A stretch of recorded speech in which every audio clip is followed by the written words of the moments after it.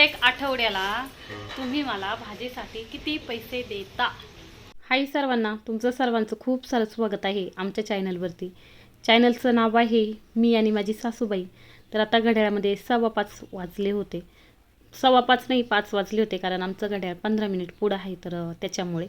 आणि मी गाढ झोपले होते 3 वाजता. आणि झोपायच्या टायमिंगला एकदम शांत वातावरण होतं, म्हणजे एकदम ऊन पडलेलं, गरम होत होतं. आणि त्याच्यामुळे मी खिडक्या वगैरे उघड्या ठेवून झोपले. आणि थोडा वेळ असं खूप म्हणजे पत्रांचा जळजळ असा आवाज झाला. आणि बराच एक 10 ते 15 मिनिट अशीच झोपून राहिले.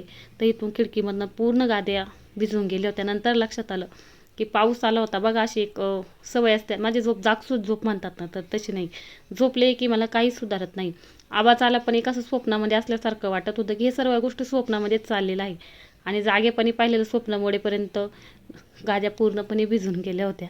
म्हणून म्हटले जरा बाहेर येऊन बघावं कसं काय वातावरण आहे. अनपेक्षित पडलेला हा सर्व पाऊस होता, कारण पावसाचं ढगाळ वातावरण म्हणणं किंवा वादळ वारा काहीच नाही. एकदम रपरपचा सुरू झाला, तर जवळजवळ 15 ते 20 मिनिट हा पाऊस चालला होता. तर तुमच्या इकडे सुद्धा काल पाऊस पडला तर कमेंट करून नक्की सांगा. तर थोडंसं बाहेर येऊन पाहिलं, म्हटले कपडे वगैरे एकदम मी डचकूनच जागे झाले जेव्हा कळलं की पाऊस आहे, की कपडे पण सर्व आतमध्ये घेतलेले होते. उन्हाच्या हिशोबाने मी तिथे खॉटवरती कपडे ठेवले ते. इथे मामा बघत होते काठी घेऊन, कारण त्यांना एक छोटासा साप आलेला दिसला. सध्या साप वगैरे निघण्याचं प्रमाण खूप जास्त झालेलं आहे, त्यामुळे आरवीला खूप लक्ष ठेवावं लागतं. त्याच्यानंतर जरा फ्रेश होण्यासाठी गेले, म्हटले आता जरा आवरून घ्यावं.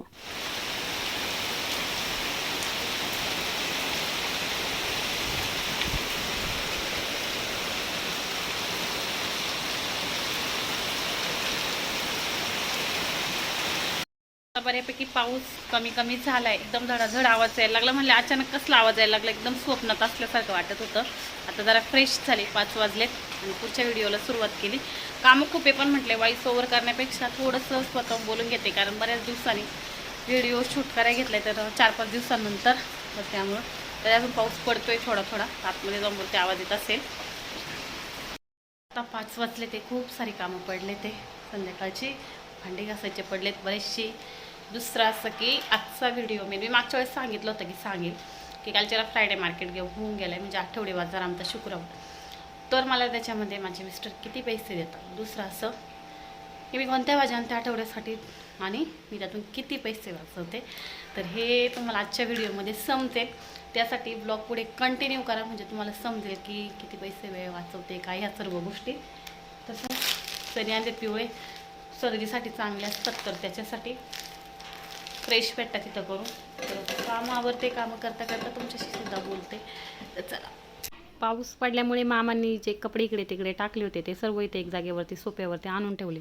म्हटले नंतर घडी मारून ठेवता येईल. तर मी ते चेक करून पाहत होते की कपडे कोणते भिजले नाही ना, तर नव्हते. मला तेच टेन्शन नव्हतं, कारण अचानक पाऊस पडला आणि कपडे भिजले की खूप जास्त टेन्शन येतो. तर आता इथे घेतली होती भांडी घासण्यासाठी. परवा दिवशी फ्रायडे मार्केट झाला. नेहमीप्रमाणे ठरवल्याप्रमाणे दिलेल्या जबाबदारीप्रमाणे शुक्रवारच्या बाजारावरती गेले होते, म्हणजेच आठवडे बाजारावरती. आणि तिकडनं भाजी घेऊन आली. दुपारच्या वेळामध्ये सकाळची दुपारची सर्व कामं आवरून झाली. आणलेली भाजीसुद्धा वेगळी करून ठेवली, म्हणजे वेगळ्या शेंगा मिरच्या सर्व एक साईडला वेगवेगळ्या करून ठेवल्या. मग खूप जरा आळस आला होता, म्हटलं आता जरा झोपून घ्यावं, आणि झोपून घेतलं. त्यामुळे दुपारची जी राहिलेली भांडी होती तर ती घासायची तशीच राहिली होती, म्हणून तीसुद्धा इथे घासून घेतली. आता 5 नंतरची जी कामं होती ती बऱ्यापैकी सुरुवात झाली होती, झाडून काढणे, भांडी घासणं, तर या सर्व गोष्टी. तर भांडी घासून झाल्यानंतर लगेच इथे झाडूनसुद्धा करण्यासाठी घेतला, आणि नंतर स्वयंपाकाला लवकर घेतलं. स्वयंपाक लवकरच करायचा होता, कारण आरवीच्या दुपारी जेवणासाठी काहीच राहिलं नव्हतं. म्हटले ते उठेपर्यंत तर स्वयंपाकसुद्धा होऊन जाईल, तर त्या हिशोबाने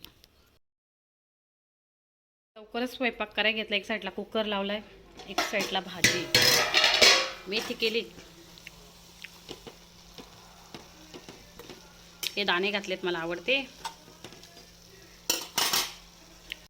तर स्वयंपाक करायला घेतलाय. आरवीला दुपारी जेवणासाठी काहीच राहिलं नव्हतं, पण लवकरच करायला घेतलं. म्हटलं तिलाही होईल आणि स्वयंपाक पण होऊन जाईल, पुन्हा सर्व आरतीला येतील, तर त्याच्यासाठी. तर एक पदार्थ आहे तो पहिल्यांदाच करणार आहे, आणि मी 1 वर्षानंतर खाणार. 2 आठवडा झाले करेल म्हणते. फ्रीज पण साफ करायचं आहे, पूर्ण पसारा झाला आहे. तर पाहू, 8 दिवस झाले दिलेला, मला दाखवते काय. हे बघा, ही आळूची पानं पिवळी पडले बिचारे, त्यांचीच वडी करायची. होतात की नाही काय माहिती. पहिल्यांदाच म्हटलं तरी चालेल, लग्न झाल्यापासून आणि लग्नाच्या अगोदर तर काहीच प्रश्न आला नाही. तर आळूवडी करण्यासाठी घेतली होती. पानं बऱ्यापैकी पिवळी झाली होती, पण आता म्हणते राहू दे, जेवढी चांगली निघतील तर त्याची करेल. पहिल्यांदाच करत असल्यामुळे काही आयडिया नव्हती आणि यूट्यूबवरती वगैरे बघण्यामध्ये टाईमपास केला नाही. तरी तशी आत्याला विचारलं होतं की कशा प्रकारे करतात वगैरे. तिने सांगितलं, बरंच सांगितलं, हिरव्या मिरचीचा पेस्ट कर, ह्या सर्व गोष्टी. पण पाणी इतकी थोडी होती की मला त्याच्यामध्ये टाईम वेस्ट करायला नको वाटलं. मी आपली साधी लाल तिखट वगैरे घालून घेतली. चवीला तसे ते म्हटले छान आहे, पण मला करताना असं वाटलं नाही की मी छान केली. तर असं तर दिसत असेल, मी अशा प्रकारे शिरा वगैरे काढून घेतल्या आणि पानं धुवून वडी करण्यासाठी घेतली होती. तर त्याचबरोबर काही कमेंटची सुद्धा उत्तरे द्यायची, तर ती सुद्धा देऊ. तर कालच्याला एक कमेंट होती की ताई तुम्ही व्हिडिओ बंद करून, एक नाही बऱ्यापैकी तरी अशा म्हटलं की व्हिडिओ बंद करू नका.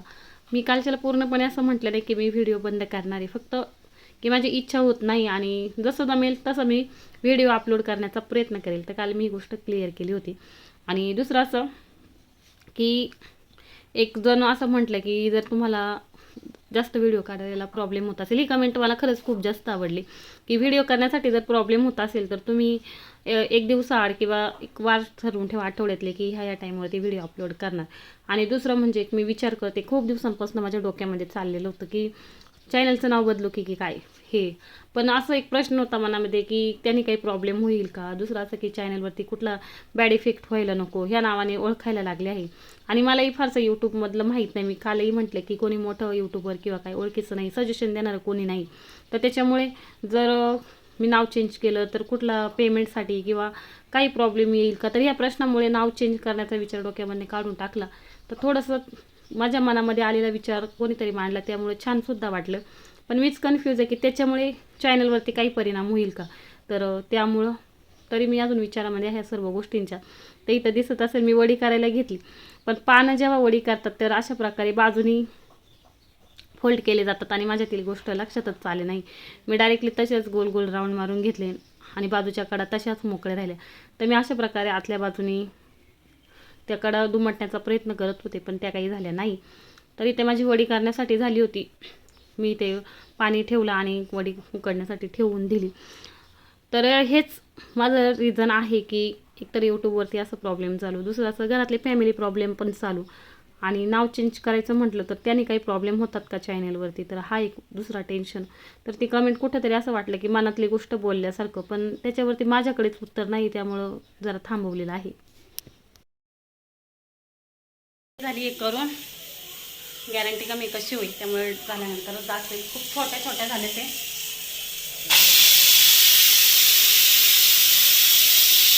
कुकर पण झाला.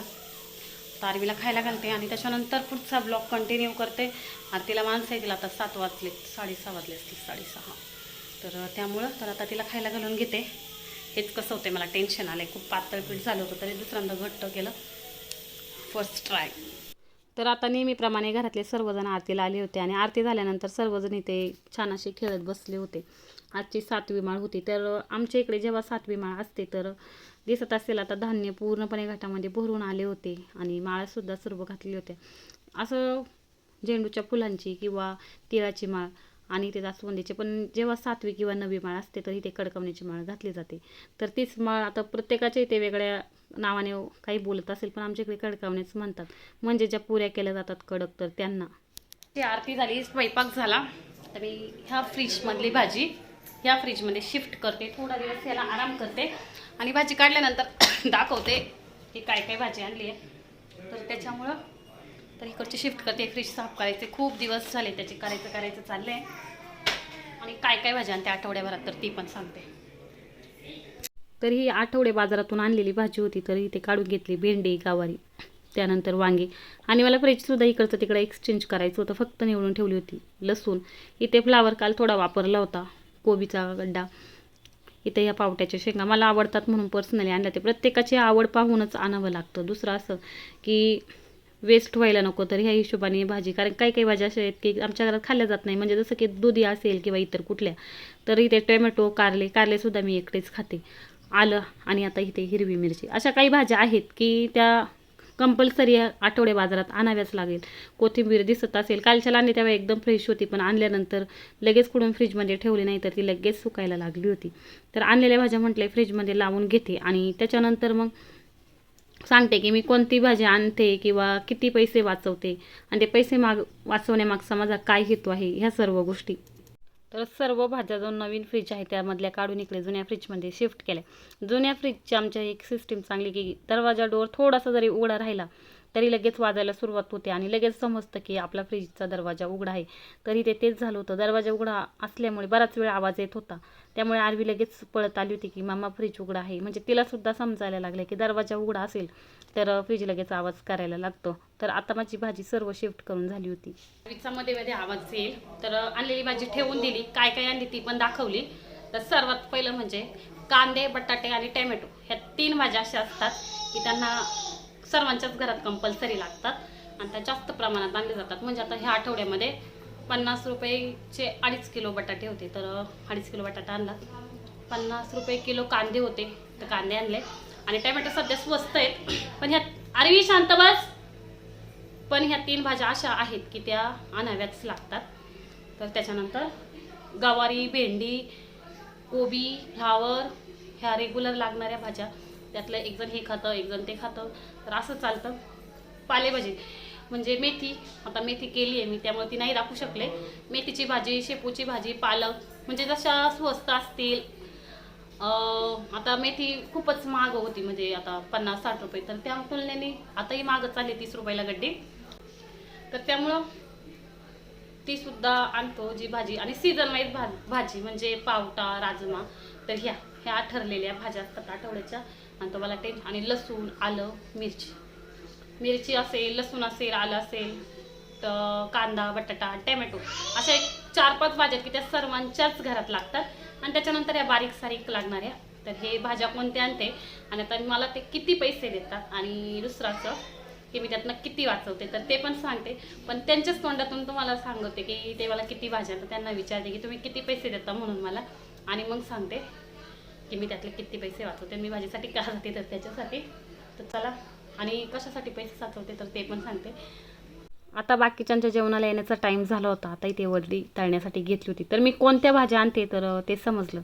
दुसराचं की आपण हाऊसवाईफ असेल तर आपल्याकडे कुठल्याही प्रकारचा इन्कम सोर्स नसेल किंवा असेलही, म्हणजे आता माझ्यासारखं की इन्कम सोर्स आहे पण आपण म्हणतो ना की डेफिनेट किंवा रेग्युलर असा नाही, कधीतरी भेटणार. तर असं म्हणजे जेवणाचे ऑर्डर असतील किंवा यूट्यूब पेमेंटसुद्धा मला अजून महिना टू महिना येत नाही, त्यामुळे इन्कम माझ्याकडे नाही असंही म्हणता येत नाही, पण फिक्स इन्कम नाही. तर अशा वेळेस मी काय केलं की थोडंफार घरातनं जेवढं मला सेव्हिंग करता येईल किंवा साठवता येईल, भले आपण म्हणतात ना त्यातला अनुरेणू जरी भागला तरी माझ्यासाठी खूप आहे. तर त्याच्यासाठी मी भाजीचं घेतलं आहे. मागच्या वेळेस सांगितल्याप्रमाणे किराणा थोडासा होल्ड केला आहे. तर त्याच्यातनं मी थोडे पैसे काढते. तर काढण्यामागचं कारणसुद्धा पुढे सांगेल की कशासाठी काढते, काय काढते. तर मला काय गरज आहे सध्या पैशांची, आणि मी खूप म्हणजे 2-3 महिने आधीपासूनच माझं प्लॅनिंग चालू आहे की कसं करायचं, काय करायचं. तर ह्या सर्व गोष्टी जेव्हा आपल्याकडं रेग्युलर इन्कम सोर्स नसतात तरी मला तरी असं वाटतं की आपण ज्यांच्याकडं जॉबला जातात किंवा काही येण्याचं सोर्स आहे तर त्यांचं ठीक आहे, पण आपण घर बसले एवढं तरी करू शकतो असं मला वाटलं आणि मी हा ऑप्शन निवडला आहे. तर पाहू होतंय की नाही. झालं तर तुम्हाला समजेलच की माझं काम झालं की नाही, मी गिफ्ट घेऊ शकले की नाही, अशी कोणत्या गोष्टीसाठी घ्यायचं आहे. तर या सर्व गोष्टी. तर आता इथे माझ्या वड्यासुद्धा तळून झाल्या होत्या आणि आम्ही तर आरबी आणि मी ते बघत होतो त्यांची वाट येण्यासाठी.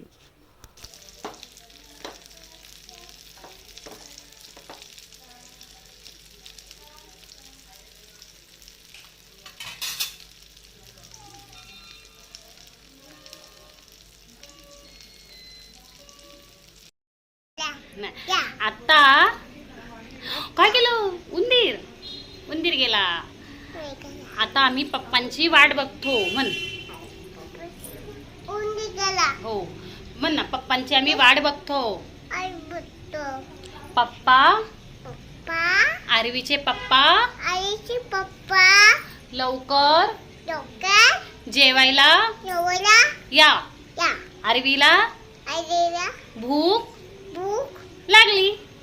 आरवी रडायला लागली. रड रड रड. डोळ्यांना हात लावून रडायचं असं नाही, तू हसताना दिसते. डोळ्यांना हात लावून रडायचं. कसं रडते. ठीक आहे आता येतील पप्पा बघ. जेवण वगैरे झालंय आवरून, भांडी पण झालेत घासून. चला आता ते आलेत, त्यांना विचारून पाहते की किती पैसे देतात काय. आरवी काय झालं बाबू? नाही देती. कुठे गेले? इथं पण नाही.